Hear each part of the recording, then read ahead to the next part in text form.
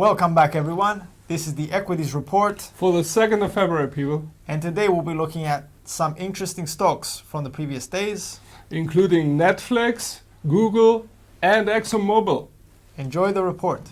So we have at the start Netflix, if I'm correct, right? Yeah, our Netflix is the first choice because yesterday it was up by 7%. It closed the session at $457. Netflix had a very difficult January. At the moment, it's down minus 24.12% on a year-to-date basis. But its quarterly earnings report that came out on the 20th, if I'm not mistaken, of January, was basically positive. It saw revenues increase. It saw its revenues increase on a quarterly basis, on a yearly basis. It saw its subscriptions increase. And there's also a forecast for their subscribers to increase further in the first quarter of 2022. Did my eye catch some headlines about gaming? Yeah.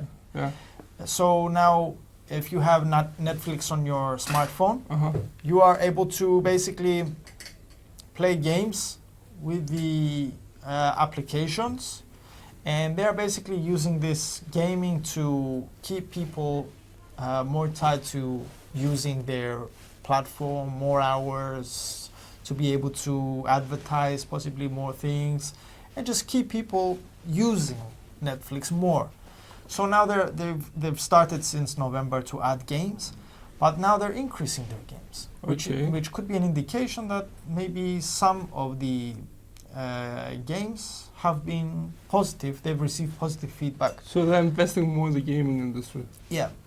Okay. But according to the performance of the first quarter of 2022, it remains to be seen if users are happy with the games or the new series or the new movies that are available. It remains to be seen if the users are satisfied with the quantity and quality of the games.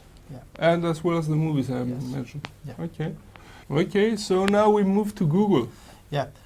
Google had a nice positive day on Tuesday. Basically was up 1.73%, closed the session trading at 2,752.88. Google had a special earnings report yesterday. I say special because they announced that they were doing well in terms of the earnings, in terms of revenue. They've increased their revenue. They've increased their revenue on a quarterly basis, on a yearly basis. They've done very well with advertising. Okay. They've done very well with consumer activity. Okay. And they've done very well with the Google Cloud. These are the main reasons that are driving basically Google at the moment. Yeah, they must have had some very good earnings reports because the share price jumped. Yeah. Yeah. Basically, it was up, as I said, 1.73%. Google, mediocre in terms of following the market because the market was down in January. Okay. It's down just 4.98%. Okay. Which is easy to rebound for a stock like Google. But the main attraction of the event yesterday was the announcement of a stock split. Oh. So they will be having a stock split of 20-1. Wow. So one share basically becomes 20 shares. So the price will basically be divided by 20. And they're giving the opportunity for more people to join the market, more people to invest money, and they will also be taking a bunch of money, new money, inside. This stock split will be coming up on the 15th of July, so we still have time. Okay. But I believe they've announced it now because I would assume that a lot of people will be interested in it. Google is a massive company, is doing a lot of things. Should also the share price be driven down? Definitely it will be more attractive for an investor. Definitely. At the moment it's trading at $2,700. When the stock split comes, that price is going to be basically divided by 20. Yeah. So it becomes a lot cheaper. Yeah. A lot cheaper. Definitely. More stocks. A lot of young people will be interested in investing in Google, and it's a good move. It shows that they're finally bringing the price down, which is very expensive to have a stock up there. So now they're coming down, very similar to what Apple did a couple of years back. Okay, yeah, but Google had seen also high prices. It's not a record high level. But nevertheless, yes, it will, the driving of the share price down will make it more attractive. Yeah. Yeah.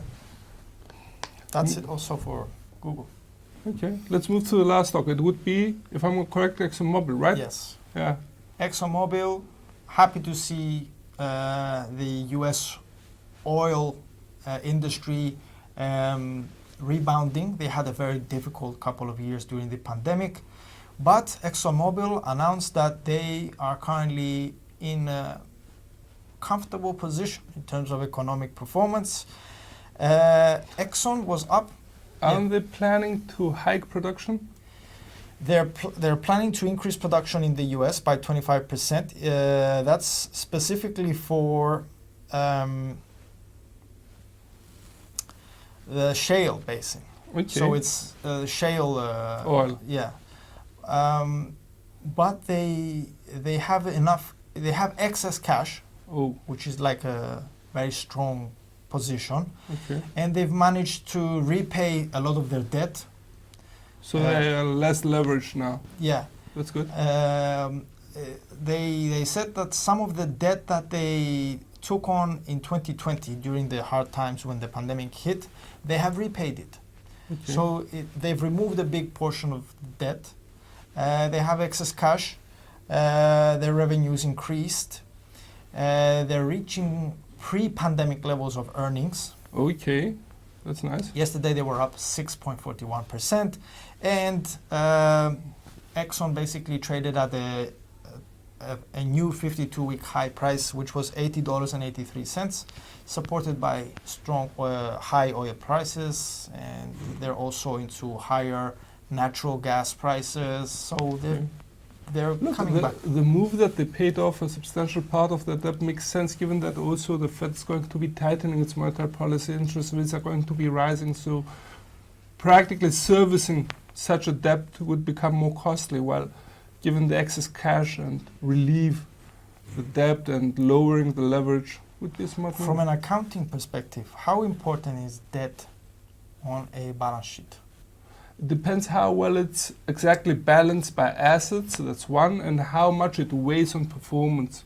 Okay. So in times when we have excess growth, when growth is very fast and you have a high profit, you could afford to have some debt.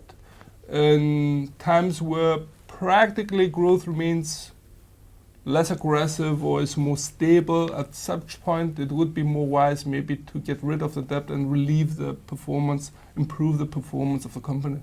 Okay. That should be about Accurate comment. Yeah. Nice comment. And that's it. Okay.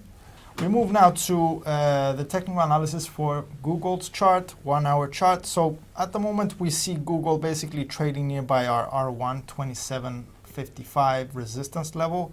It hasn't really breached it yet, but there's a good strong upward movement that has basically commenced since the 24th of January.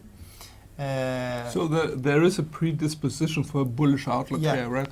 Is moving upwards basically. The RSI indicator is above 70. And there's also a level higher that I would note in case the R1 is breached. That's the 2810.30. And in case we see a rebound to lower grounds, our S1 stands at the 2703.70. That's basically the main range. But as I said, we tend to keep a bullish bias for the stock, and we expect it to be under volatility and towards the closing of the week because of the stock split basically news. Okay, and it's going to be also the NFP figure, the US employment report that could also add to the volatility in the stock markets, affect Google. Yeah. Mm-hmm. And we must also note today's Facebook earnings report, which is very, very important because they will not only be giving information on the applications, on the application side, but they will also be providing information on Metaverse. So it's going to be a whole different reporting structure here, Yeah. right? Okay. It's The meta branch. Yeah. So it's going to be an interesting first time to see the metaverse, what they're doing, how they're allocating money, or what their project's about. Then tomorrow we have Amazon, which is very, very interesting. And we also have Ford, Okay. Which is if you want to put shedding lots of money there, right? To catch up with Tesla. Yeah. Oh, yeah. They have to catch up with Tesla. Competition is coming. Now that it's, well, it's not early, but it's now or never. Yeah. So they have to do something. Okay. It's going to be interesting. Thanks for watching. We hope that you found this report useful. From all of us here at IronFX, best wishes for solid trading.